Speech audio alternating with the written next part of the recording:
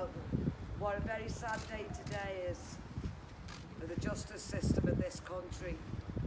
32 years the families have been fighting to get to the truth and accountability for 96 innocent victims who lost their lives at Hillsborough. Now we've got the death certificate of 96 unlawfully killed, and yet not one person can be held to account, has been held to account for this. To me, that's a disgrace on this nation, on the British system, the law.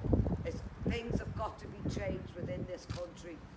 I'm absolutely so devastated today for the hard work that the families have put in for all of these years, but not just the families.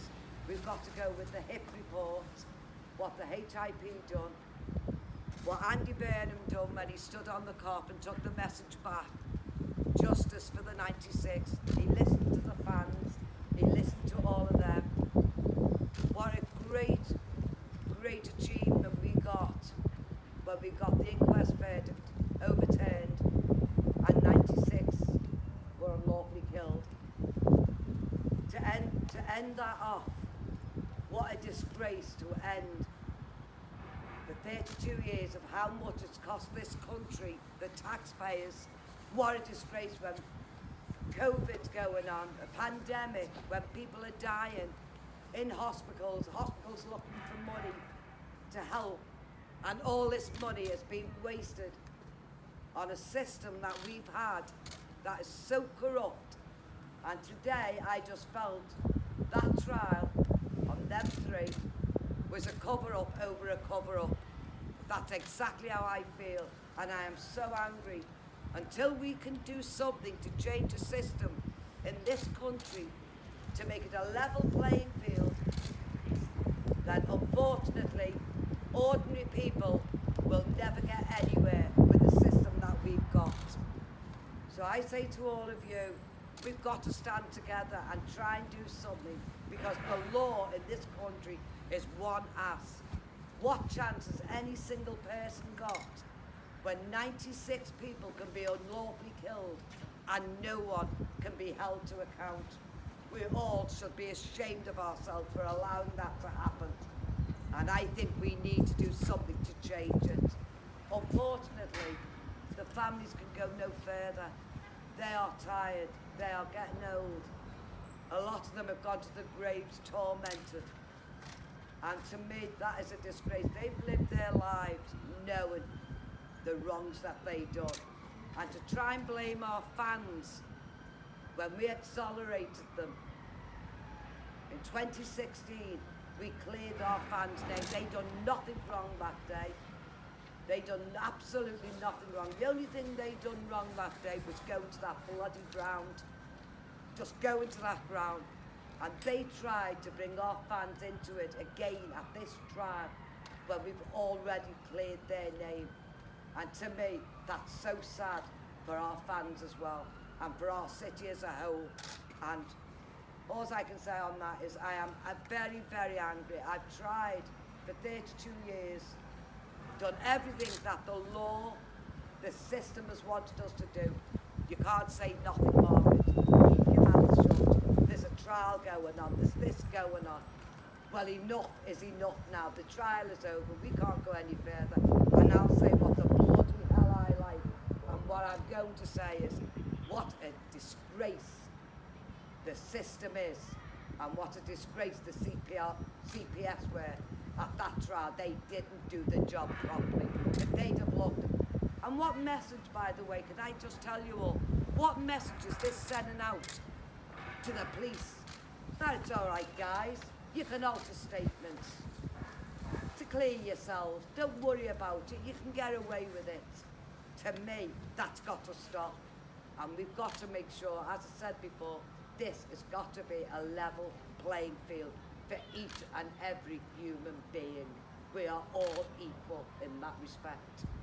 Thank you.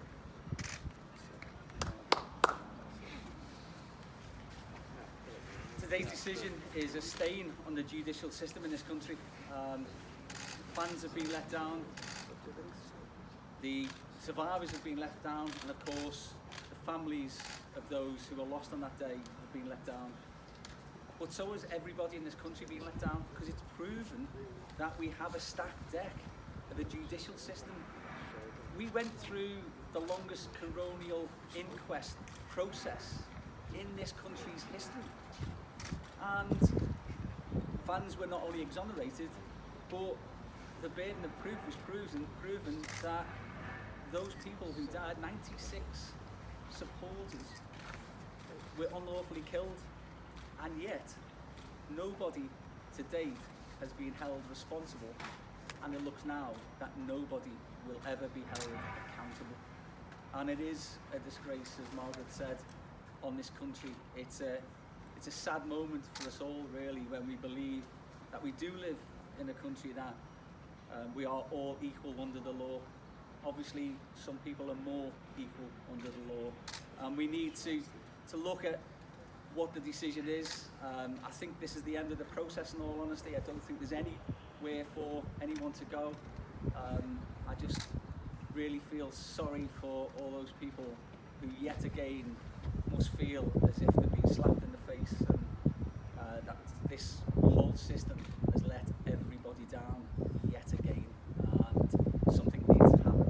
Hopefully in Parliament there will be an opportunity for MPs to question what has happened over these last 3 decades plus, because we can't allow something like this to ever happen again, and don't think it can't. So yeah, I'm absolutely gutted for everybody who's been involved, everyone who's fought so hard, and everybody who today would have said it's the establishment circling the wagons yet again, and justice can't be done in this country.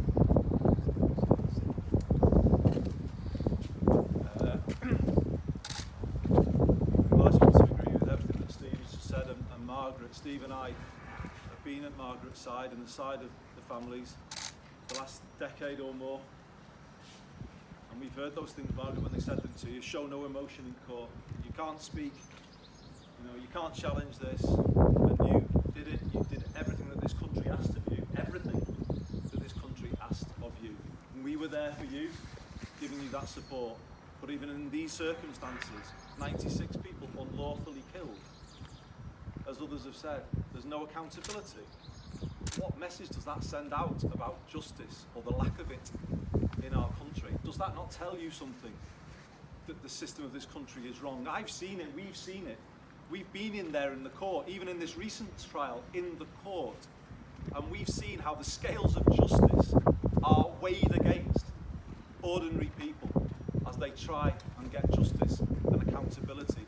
You have to ask, in all of these Hillsborough trials, why did none of the defendants be required to take the dock? Do you think if you're a young person from this city, you can go to court and not go in the dock? Do you think that happens? I don't think so.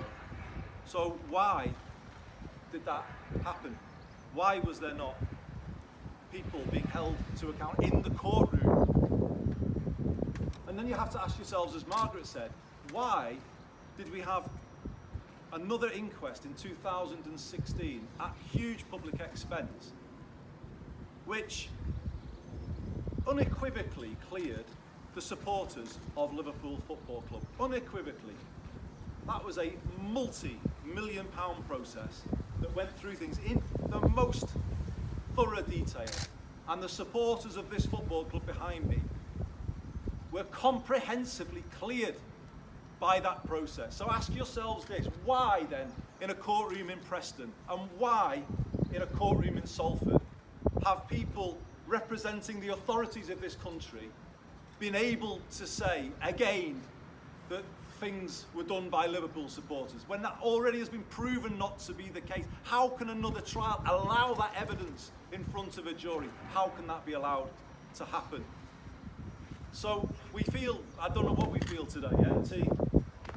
We've given it our all. You've seen that, we have. Ashamed, Andy. I feel ashamed for the country. You do have to ask, as Margaret said, what does it say about justice in this country? It is a sad day for the justice system in this country. And Margaret is right to say, well, this might be the end of the road in terms of the families' fight. And I feel for them all. How many, Margaret, over the years have given this fight their all? How many are no longer with us? How many have lost their health as a result of this fight? Their families, how much of the families given to this fight? It has to be about changing the way things are. If they're going to level up this country, you need to level up ordinary citizens when they walk into a courtroom against the authorities of this country. At the moment, it's a massive mismatch. You go back to the original inquest, and the authorities throwing money like confetti at the best QCs in the land, and Margaret having to use the money she got from the Criminal Injuries Compensation Authority to try and pay for her legal fees, and even that wasn't enough. How can that be fair?